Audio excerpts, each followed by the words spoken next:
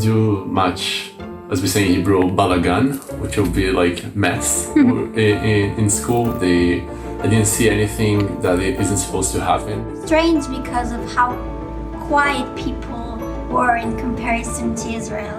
At her school, the kids it was mandatory for them to go outside on the school break, even if the weather was freezing outside, which to me was crazy.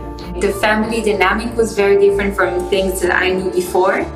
The father of my host actually visited Israel extensively during his younger days, and we enjoyed sitting together in the living room, watching him screening the pictures, and actually it was a very interesting experience for me to see the German perspective about Germans visiting Israel, especially before I myself was born. So Martin's family couldn't speak any English, so I would walk around the house all day with a notepad and write down every word in German that I could put my hands on, like cheese and eggs and fridge and TV and so on. As they were eating Brighton and I couldn't figure out how to eat it properly. So my German host, she called me her barbarian friend. My host family eating French fries with a fork. With my host family, one of the parents' uncles had their silver wedding, so we went together and I got to see the ceremony at the church, and then we went with all her family, and it was very interesting to see how a German family celebrates such a joyous occasion. So I really remember that everything about Yulia, about her life, looked really cool and really special to me. I remember she lived in a building that was like over 100 years old. She had really big, high ceilings in her house and wooden floors. Everything was really special. The house I was hosted at had like a lot of shelves full of beer glasses. And it was very surprising that apparently the German families take their beer drinking very seriously. And they taught us all the different types of glasses and what type of beer you drink with each glass. Conrad's dad was a pastor, so we lived right above the church, and it was just a surreal and a beautiful place. And I remember hiking down a forest to what seemed like a randomly placed yet beautifully curated soccer field. That was just such a surprise.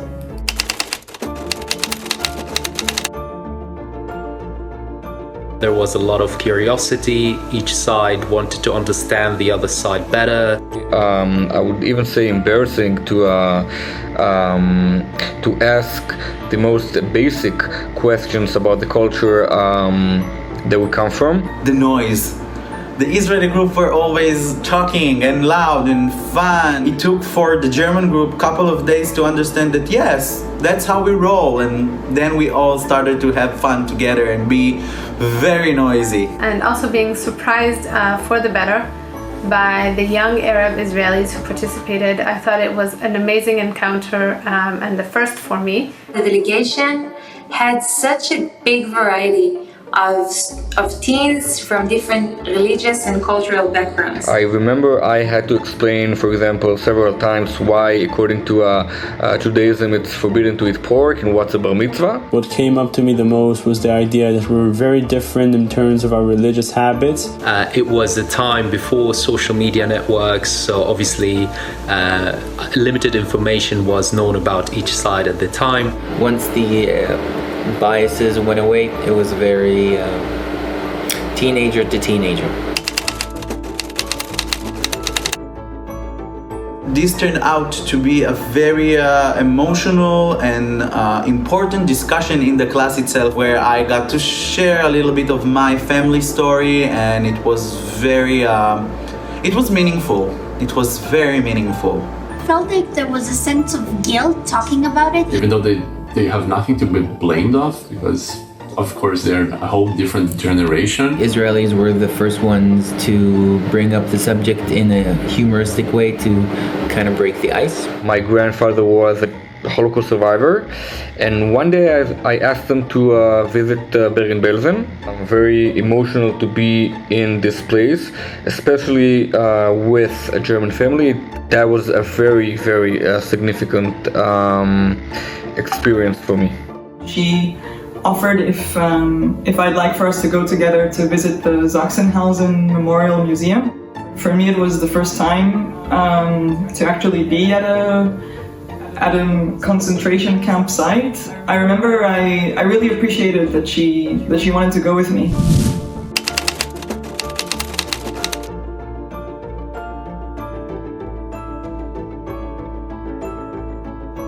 To see such high-ranking diplomats taking the time to talk with us as a bunch of high schoolers from Israel and Germany. We were all came into this huge hall and we didn't know what to expect. They were so nice.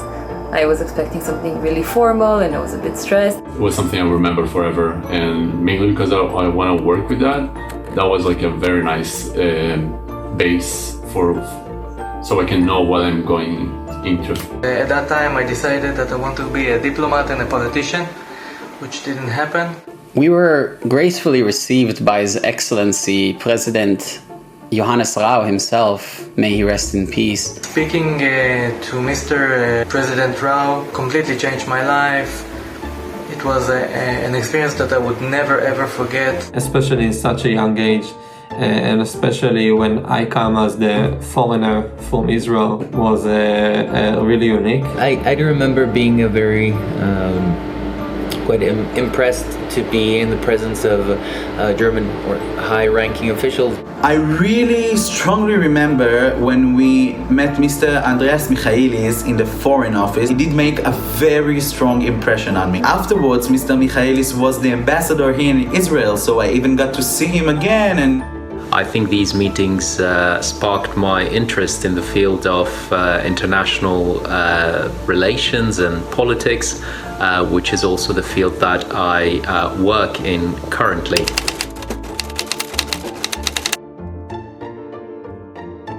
There was a concert of the famous hip-hop band, Fantastischen Vier, and I remember everybody partying and drinking those green beers. It was very fun.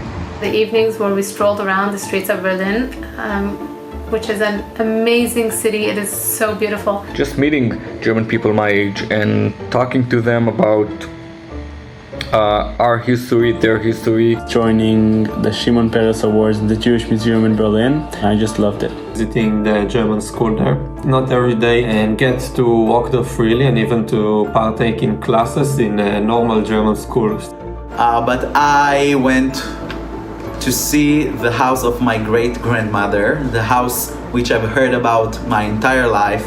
It was very emotional and very exciting to see. When we were in Berlin, I had a very brief chat with the late President Rau, and he told me that he had been to my hometown in Israel and surprised me when he was able to name places that he visited in my hometown. Yep, a lot, many times. Ich kann jetzt Deutsch sprechen. I really loved it. I fell in love with the German culture and the language and the people, and I took it as a project, and I studied a bit on the internet and went a few times to take a course in Goethe Institute. I was doing some exchange program as a medical student in different hospitals and universities in Germany. I've probably visited Germany over 30 times since this program to keep in touch, to make new connections. It just became a part of my life. Actually, I studied quite a bit. Went to the Goethe Institute and did some courses, and then actually landed me a job in Israel working with people from German-speaking countries. My profession is opera. I get to sing a lot in German, so the language is with me a lot of my time. I visited Germany a lot of times. I went to the Carnival in Köln. I have been in film festivals in Hamburg and Berlin, and I have close friends from Germany. Hopefully this summer I'm going to a wedding of a friend in Berlin. I don't know how you guys made this match, but it was perfect, and we're really close and we're really good friends still today. We probably met in person maybe 7 or 8 times over the years. I am still in touch with my German host, with Arn, and we also have an active WhatsApp group in which we have all of the Germans and all the Israelis are present. Yeah, we're gonna stay in touch, that's for sure. I'm still in touch with many of those who I've met at the school in Bochum. Me and my host still check on each other from time to time. We still have each other on social media, and we will definitely try to schedule a meeting as soon as we can travel again. I wish this program to go on. I think there is a lot in common of young Israelis and young Germans. I do wish for the Johannes Rau Grant to continue for another 20 years and even more for German and Israeli students, Arab and Jewish and Christians and Druze and of all backgrounds, all religions, all cultures, to have more meetings together, to discuss more what they think, how they should move together to peace and to a place where we all, as human beings, live in a better place, in a better world, in a better country. Not ignoring the history, and that's exactly the point of the program. So my wish is just continue doing it. Honestly, continuity. It takes a while to realize the impact from youth programs, and it's a long-lasting impact. I'm grateful to have been a part of this program. Just continue facilitating those kinds of friendships. Provides more and more people the opportunity to meet one another. More diversified, so more people will have the opportunity to experience this unique, really special grant. I'd like to wish upon the new participants that they'll have the same enriching and brilliant experience that I've had.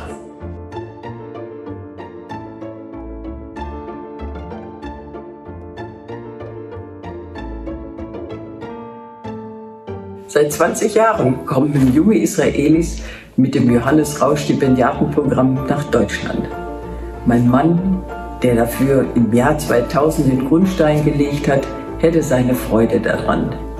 Ihm war es ein Bedürfnis, dass die jungen Menschen von Deutschland und Israel sich gemeinsam begegnen, gemeinsam die Zukunft gestalten, ohne die Vergangenheit zu verdrängen. Ich danke allen, die sich dafür engagiert haben, dass es möglich war, dass immer wieder dieser Austausch stattfindet.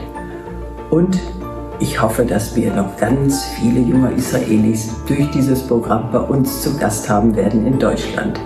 Alles Gute für die weiteren Jahre.